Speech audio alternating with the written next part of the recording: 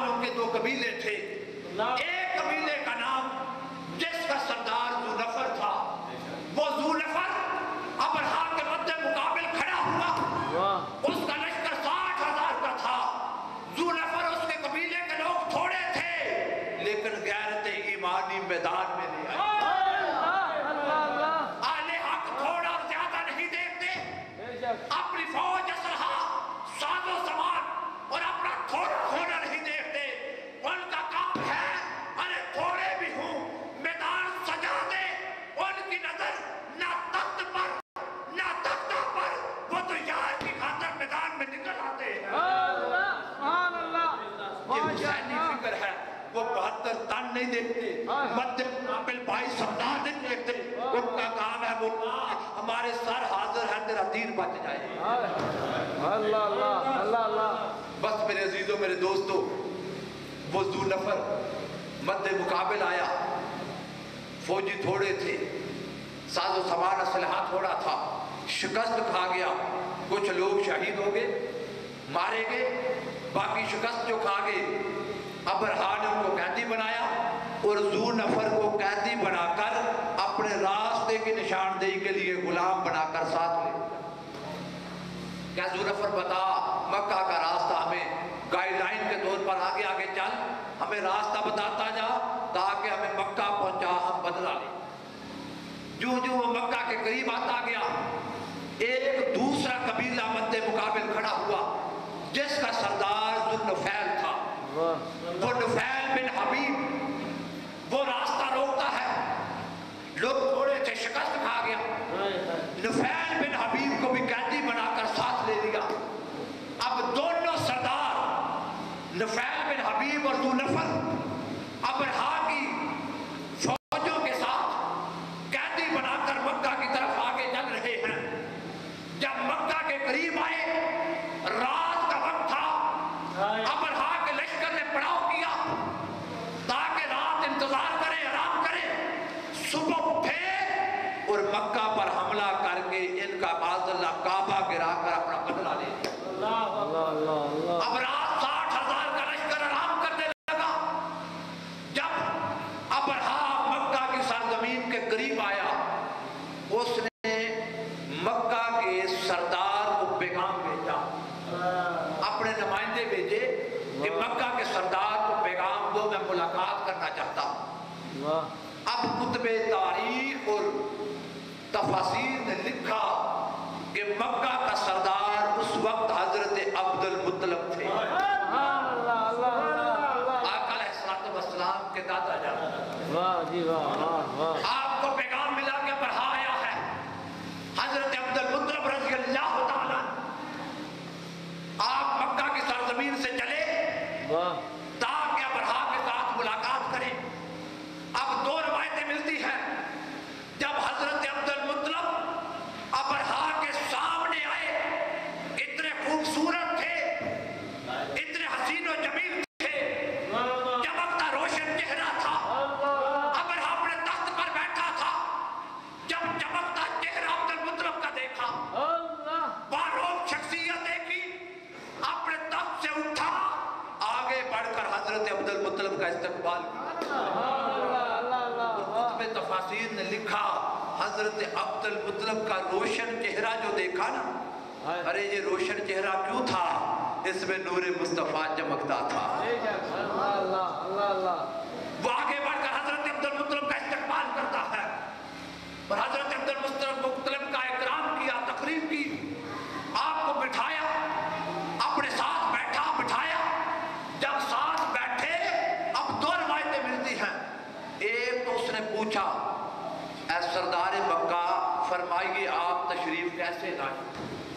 تو حضرت عبد المطلب رضی اللہ تعالیٰ آپ نے فرمایا تیرے راستے میں میرا 200 اونٹ چل رہا تھا، تیری فوج نے میرا 200 اونٹ قبضے میں لے لیا، میں اس لیے آیا ہوں کہ میرے اونٹ واپس لا.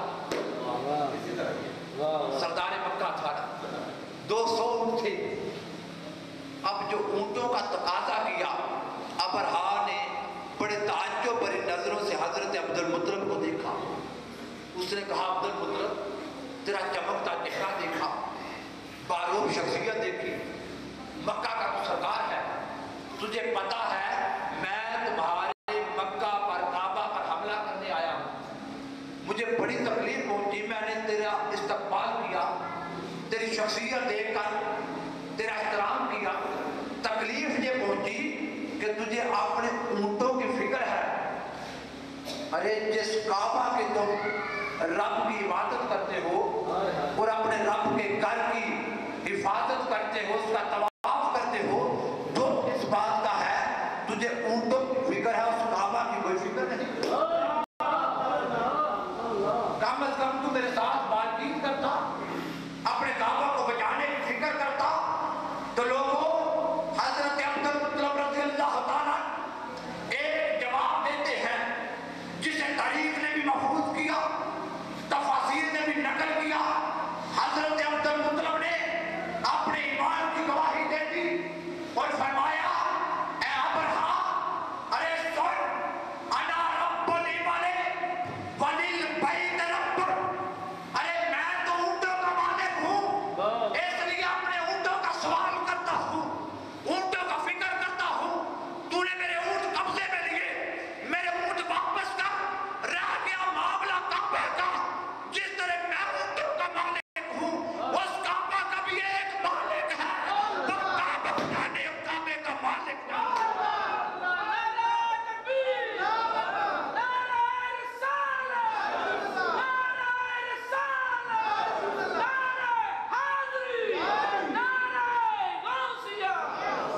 حضرت عبد المطلب رضی اللہ تعالیٰ اس لمحے کعبہ میں بت بھی تھے، لیکن یہ نہیں فرمایا کہ بت جانے اور تو جاننا، فرمایا کعبہ جانے اور کعبے والا جانے، اپنے ایمان کا ثبوت دے دیا۔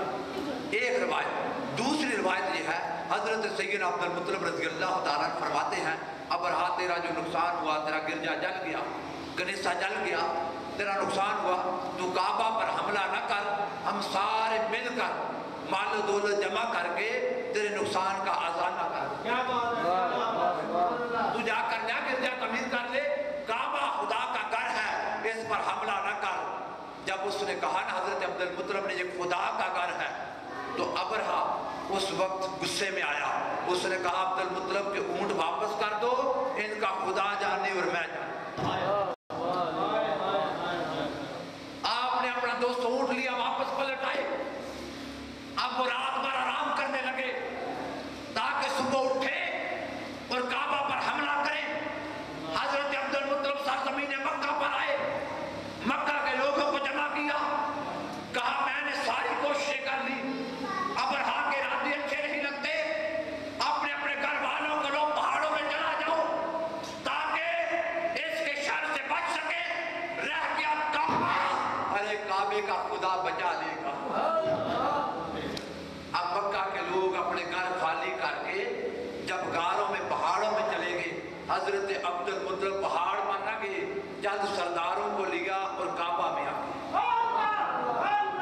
کعبہ میں آئے، کعبہ کے دروازے کی کنڈی پکڑی اور کنڈی پکڑ کر کہنے لگے پروردگار، اے مالک کائنات، ہر بندہ اپنے گھر کی حفاظت کرتا ہے، مولا ہم کمزور ہیں، تیرے گھر کی حفاظت نہیں کر سکتے، اے مالک کائنات، تیری بارگاہ میں دعا ہے، آج اپنے گھر کی حفاظت کر لینا، کہیں ایسا نہ ہو کہ یہ صلیب والے تیرے گھر پر قبضہ کر۔ اس کا مطلب اور پتہ یہ چلا کہ حضرت عبد المطلب دین عیسائیت اس دور کو پسند نہ کرتے، دین ابراہیمی پر تھے، دین فطرت پر تھے، وہ دین عیسائیت یمن کی سرزمین پر تھا، اس کے قرب و جوار میں تھا، مکہ کی سرزمین پر عیسائیت نہ تھی، مکہ والے دین ابراہیم کے پیروکار تھے۔ کسی طریق کی کتاب نے یا تفسیر کی کتاب نے نہیں لکھا کہ کعبہ میں بت پڑے تھے، حضرت عبد المطلب بتوں سے مخاطب نہیں ہوئے، آپ نے بتوں سے کلام نہ کیا، کعبہ میں بت تھے، لوگ بتوں کے پجاری تھے۔ ابراہیم اس دور میں جب لوگ بتوں کے پجاری اپنے رب کی عبادت کرتے ہیں۔ اب رب کائنات کے حضور دعا کی کہ مولا اپنے گھر کی حفاظت کر لینا۔ حضرت عبد المطلب لوگوں کے ساتھ، سرداروں کے ساتھ مکہ کی سرزمین سے پہاڑوں پر چلے گئے۔ جب صبح ہوئی، جیسے جیسے دن طلوع ہونے لگا، ابرہا کا لشکر تیار ہونے لگا، شادیانے بجنے لگے، تیاری کی جانے لگی، اور پلان یہ تھا ان ہاتھیوں کے گلے میں رسہ ڈال کر اس رسے کو کعبہ کے گرد لپیٹ دیں گے، ہاتھیوں کو ہانکیں گے، ہاتھیوں کی طاقت سے کعبہ کی عمارت گر جائے گی۔ یہ منصوبہ تھا۔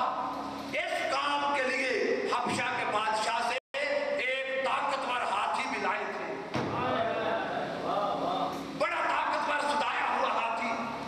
جب سرزمین مکہ کے قریب انہوں نے پڑاؤ کیا، صبح اٹھے، اب ہاتھیوں کو اٹھانے لگے، ہاتھی اٹھتے چلے گئے، وہ ایک ہاتھی جم کر بیٹھا رہا، اب اسے ڈنڈے مارتے ہیں، اٹھاتے ہیں۔ وہ ہاتھی، اس کا نام محمود تھا۔ کیا نام تھا؟ محمود تھا۔ اسے اٹھاتے وہ اٹھتا نہ۔ کسی نے کہا بھئی ہاتھی کو شراب پلاؤ، شراب کے نشے میں بدمست ہو کر الغرض ہر طریقہ اپنایا گیا، ہر سازش آگے بڑھنے کے لیے تیار کی جانے لگی۔ بالآخر جب وہ ناکام ہوتے ہوتے ایک مقام پر اس ہاتھی کو اٹھانے میں کامیاب ہو گئے، وہ ہاتھی اٹھ تو گیا، اب اسے کعبہ کی طرف چلاتے تو وہ رک جاتا، یمن کی طرف لے جاتے تو چل پڑتا، کعبہ کی طرف بڑھاتے رک جاتا۔ اتنے میں نفیل بن حبیب آگے بڑھا، اس نے کہا محمود ہاتھی آج سارے برباد ہو جائیں گے، اگر بچنا چاہتا ہے تو کعبہ کی طرف رخ نہ کرنا۔ نفیل بن حبیب جو راستے میں قیدی بن کر ساتھ آئے تھے، اس کا مطلب یہ ہے وہ اس محمود نام سے شناسہ تھے۔ یہ پیغام جو اس ہاتھی کو دے رہے ہیں، وہ چاہتے تو 10-12 ہاتھی اور تھے نا، کسی اور ہاتھی کو نہ کہا، اس کے کان میں کہا ہاتھی بچنا چاہتا ہے تو کعبہ کی طرف نہ بڑھنا۔ اس کا مطلب وہ چاہتے ہیں ارے سارے مر جائے یہ بچ جائے، اور مر جائے یہ بچ جائے۔ اس کا مطلب ہے وہ محمود نام کو پہچانتے تھے۔ ہاتھی رک گیا، آگے نہ بڑھتا، یمن کی طرف چلتے چلاتے تو چلتا، وہ حبشہ کی طرف چلاتے تو چل پڑتا، کعبہ کی طرف بڑھاتے تو رک جاتا۔ بس یہ ابھی تیاری ہو رہی تھی، اتنے میں آسمان کی طرف سے رب کائنات نے کبوتر جیسے پرندے بھیجے، جو اپنے سائز میں کبوتر جیسے تھے، ان کے پنجے کتوں اور شیروں جیسے تھے، ان کی چونچیں پرندوں جیسی تھی، ہر پرندہ 3 ایٹم لے کر آیا تھا، ہر پرندہ 3 ایٹم بم لے کر آیا تھا۔ ارے وہ ایٹم بم جو رب کائنات نے جہنم کی بٹیوں میں تیار کیا۔ بھئی آج ناگاساکی اور ہیروشیما کی زمین گواہی دیتی ہے کہ جب ایٹم چلتا ہے تو لوگوں کے جسم چیتھڑے بن جاتے ہیں، لوگوں کے جسم چھوٹے چھوٹے ٹکڑوں میں تقسیم ہو کر بوسے کی مانند اڑ جاتے ہیں۔ 15 صدیاں قبل رب کائنات نے ایٹم برسا کر کعبہ پر حملہ کرنے والے دشمن کو نیست و نابود کیا۔ ہر پرندہ جو 3 ایٹم بم لایا تھا، ایک اس کی چونچ میں تھا، 2 اس کے پنجوں میں تھے، جب ایٹم گرتا سپاہیوں نے زریں پہن رکھی ہوتی، لوہے کی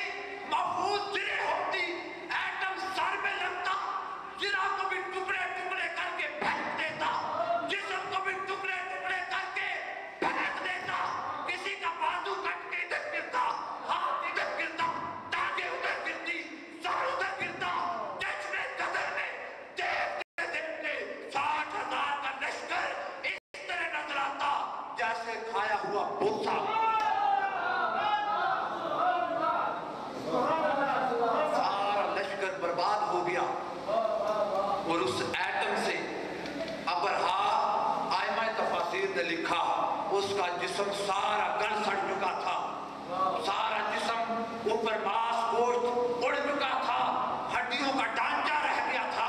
وہ اس ڈھانچے کے ساتھ مکہ سے بھاگتا بھاگتا حبشہ پہنچا۔ جب حبشہ پہنچا بادشاہ حبشہ کے پاس، اس نے دیکھا تو تفسیر میں لکھا ایسے لگتا تھا جیسے 2 دن کا چوزا ہوتا ہے، مرغی کے اندر سے نکلنے والا چوزا، جیسے تھوڑے لمحات کا ہوتا ہے، تھوڑے وقت کا۔ جب اس نے دیکھا کہ ہڈیوں کا پنجرا، اس پر گوشت بھی نہ رہا، اس نے پوچھا ابرہا یہ کیا ہوا؟ اس نے کہا بادشاہ کچھ نہ پوچھ، کچھ نہ پوچھ، کیا ہوا؟ ہم مکہ کی طرف گئے، کوئی پرندے آئے، انہوں نے کینکر پھینکی، اور یہ کینکر کیا تھے؟ چنے کے دانے جیسا سائز تھا۔ ان کینکروں کا سائز جتنا چنے کا دانہ ہوتا ہے اتنا وہ دانہ تھا۔ بادشاہ جس پر کینکر گرتا اس کا سارا جسم ہوا میں اڑ جاتا۔ ابھی یہ باتیں ہو ہی رہی تھی، ابرہا سے بادشاہ حبشہ نے پوچھا ابرہا بتا وہ پرندے کیسے تھے؟ اس وقت اس نے سرزمین حبشہ محلے بادشاہ میں کھڑے ہو کر بادشاہ کے محل میں آسمان کی طرف دیکھا تو باری تعالیٰ نے ایک پرندہ بھیج دیا۔ حبشہ کی سرزمین پر اس نے اوپر دیکھا، اس کے سر پر ایک پرندہ تھا، اس نے کینکر پھینکا حبشہ کے بادشاہ کو۔ ابرہا نے کہا بادشاہ وہ ایک پرندہ، ادھر اس نے پرندے کا اشارہ کیا، اس پرندے نے کینکر پھینکا، بادشاہ کے سامنے چیچڑے بن کر ابرہا اڑ گیا۔ تو عزیزان محترم یہ وہ حالات تھے جب سرزمین مکہ پر حملہ کرنے کے لیے ابرہا بڑھ رہا تھا۔ 60,000 کا لشکر چشمے زدن میں برباد ہو گیا۔ ایسے لگتا جیسے یہ گندم ہم نے بیجی ہوئی یا کاٹے کے ساتھ، اور اس کو تھریشر میں سے گزارنے کے بعد جب دانہ علیحدہ ہو جاتا ہے اور ایک طرف توڑی نکلتی ہے، جس طرح وہ توڑی ہوا میں اڑائے تو اڑ جاتی ہے۔ باری تعالیٰ نے فرمایا 60,000 کا لشکر دیکھتے دیکھتے ہم نے بوسہ توڑی بنا دیا۔ جب صبح ہوئی ان عرب والوں مکہ والوں کو بھی پہاڑوں میں نیند تو نہ آئی تھی، وہ انتظار کر رہے تھے، ان کا دل کہتا تھا ابرہا ہماری نہیں مانی اب دیکھ کیا گزرتی ہے۔ جب صبح ہوئی انہیں کوئی لشکر نظر نہ آیا، بھاگتے پہاڑوں سے مکہ کی طرف آئے نا، کعبہ کی طرف دیکھا تو پورا لشکر برباد ہوا۔ اب حضرت عبد المطلب رضی اللہ تعالیٰ پھر مکہ میں آئے کعبہ میں، اور کعبہ میں آ کر اللہ کے حضور پھر عرض کرتے ہیں اے باری تعالیٰ شکرم و حمد اللہ کا ذوالجلالہ، اے پروردگار تیرا شکر ہے، ساری تعریفیں تیری ہیں، تو نے ہماری لاج رکھ لی اور اپنے کعبہ کو بچا لیا۔ اگر حضرت عبد المطلب بتوں کے معذرہ پجاری ہوتے تو بتوں سے کلام کرتے ہیں، آپ نے اس لمحے بھی کائنات کے پروردگار کے حضور شکر ادا کیا۔ عزیزان محترم کہ ابرہا جو حملہ کرنے آیا تھا دیکھتے دیکھتے برباد ہو گیا۔ جب تاجدار کائنات صلی اللہ علیہ وسلم مکہ فتح کرنے آئے، مکہ فتح ہوا، مکہ میں داخل ہوئے، فتح کے بعد میرے آقا علیہ السلام نے اعلان کیا مسلمانوں یاد کرو کل وہ وقت تھا جب ابرہا آیا تھا، دشمن تھا، رب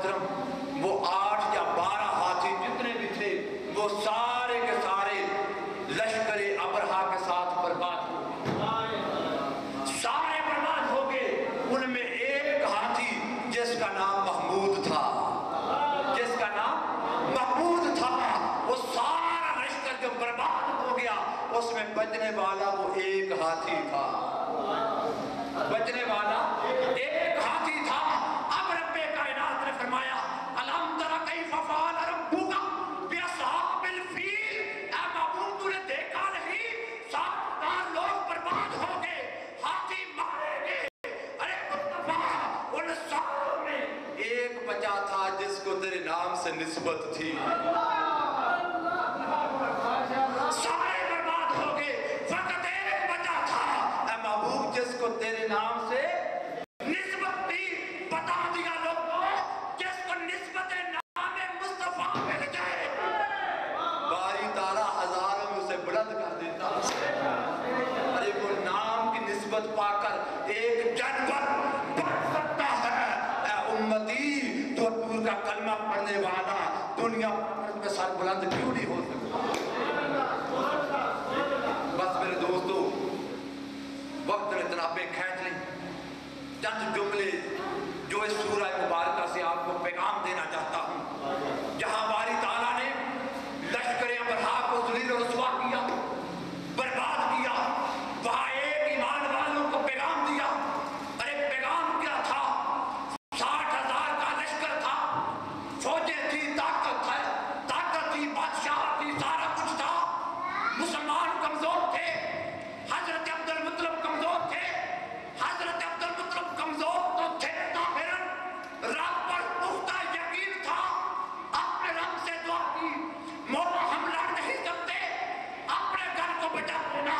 رب کائنات نے لشکر ابرہا کو برباد کر کے، ذلیل و رسوا کر کے بتا دیا مسلمانوں کوئی بڑا سے بڑا طاقتور بادشاہ بھی ہوگا، ظالم بادشاہ بھی ہوگا، مسلمانوں تم کمزور ہو کوئی بات نہیں، فوج تھوڑی کوئی بات نہیں، تعداد تھوڑی کوئی بات نہیں، رفاقات تھوڑی کوئی بات نہیں، تم اپنا عقیدہ مضبوط رکھنا، میرے ساتھ تعلق مضبوط رکھنا، ایمان مضبوط رکھنا، تم میدان میں ڈٹ جانا، پروردگار تمہیں فتح عطا کر دے گا۔ کل بھی مکہ کی سرزمین پر مسلمانوں کا، کعبہ والوں کا، ابراہیم کے دین پر چلنے والوں کا، دین فطرت والوں کا عقیدہ رب کے ساتھ مضبوط تھا، رب سے مضبوط تھا، وہ ڈٹ گئے، مولا سے فریاد کی، باری تعالیٰ نے عظمت عطا کر دی۔ یہ پیغام ہے منہاج القرآن کے رفقا کے لیے، کارکنان کے لیے، بادشاہ مد مقابل ہے، وڈیرا مد مقابل ہے، جگیردار دشمن ہے، میرے بھائیوں گھبرانا نہ، پریشان نہ ہونا، رب پر پورا اعتماد رکھنا، وہ رب جس نے ابراہیم کو رسوا کیا تھا آج وہ تمہیں بھی فتح عطا کر دے گا۔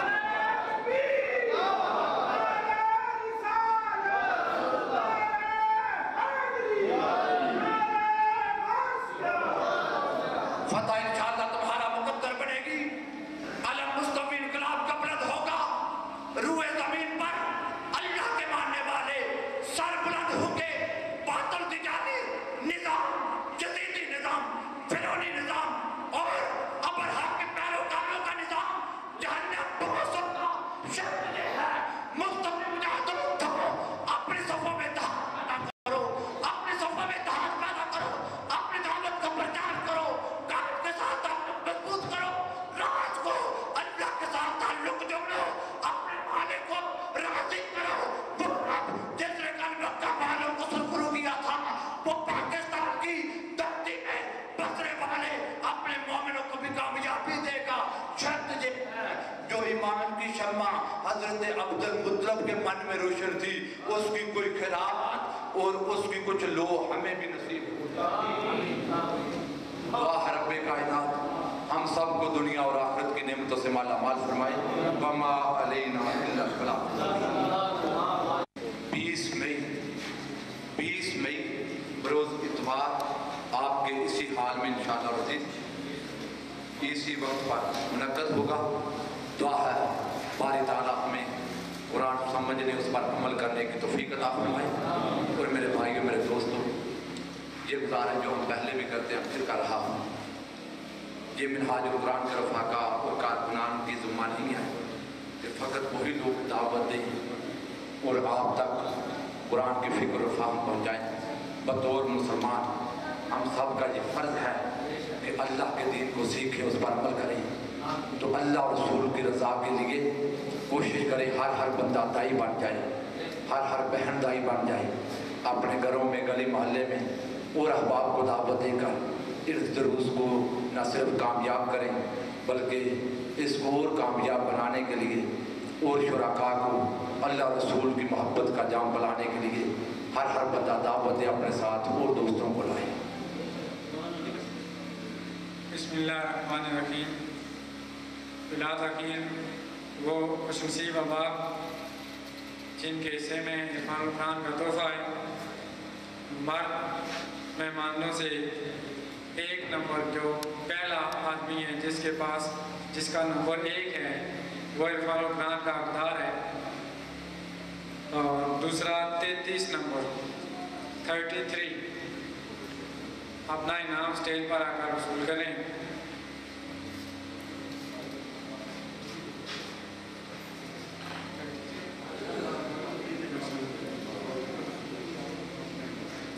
اپنا انعام محترم سید مرتضیٰ شاہ صاحب سے وصول کریں گے، اور ایک دوست اپنا انعام محترم علامہ نفیس صاحب سے وصول کریں گے۔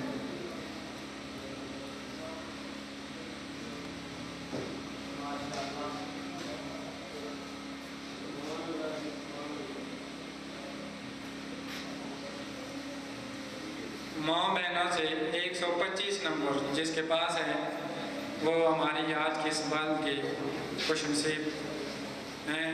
125 ہے۔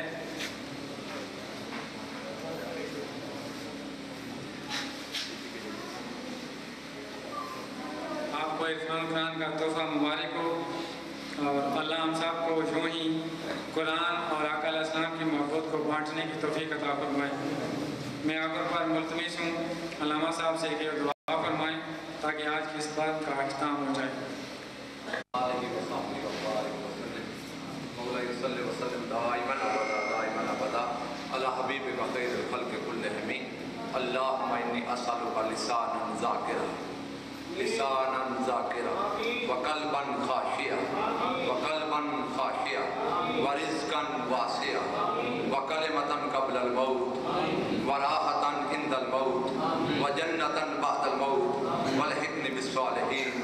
اے مالک کائنات، تیرے بندے تیرے ذکر کی خاطر جمع ہوئے، تیرا اور تیرے حبیب علیہ السلام کا ذکر کیا، ذکر سنا، قرآن مجید کا درس دیا، درس سنا۔ اے مولا، اس درس قرآن کو ہمارے لیے دنیا اور آخرت میں باعث شفاعت بنا، اس کو ہمارے لیے دنیا اور آخرت میں باعث کامیابی بنا۔ اس کے صدقے مولا ہمارے گھروں کی پریشانیاں، تکالیف، بیماریاں دور فرما۔ اے مالک کائنات، حاضرین میں سے اگر کوئی بیمار ہو اسے شفا عطا فرما۔ مولا ان کے اعزاء میں جو بیمار ہو اسے شفا عطا فرما۔ جوری شوکر محمود صاحب کا جن کا آج دل کا بائی پاس ہے، بار الہا اس درس قرآن کا صدقہ ان کے اس مشکل مرحلے کو آسان فرما۔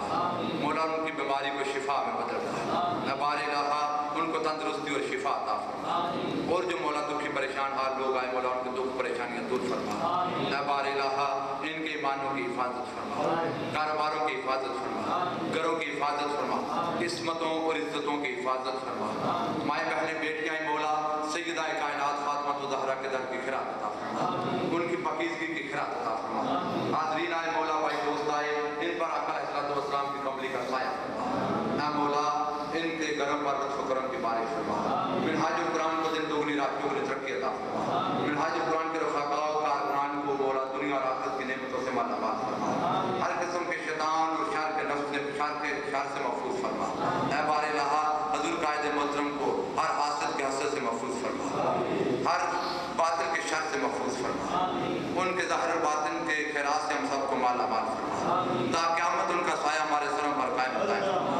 اے مولا اس مرد کلندر کو عمر خضر عطا فرما، منہاج القرآن کو دن دوگنی رات چوگنی ترقی عطا فرما۔ وصلی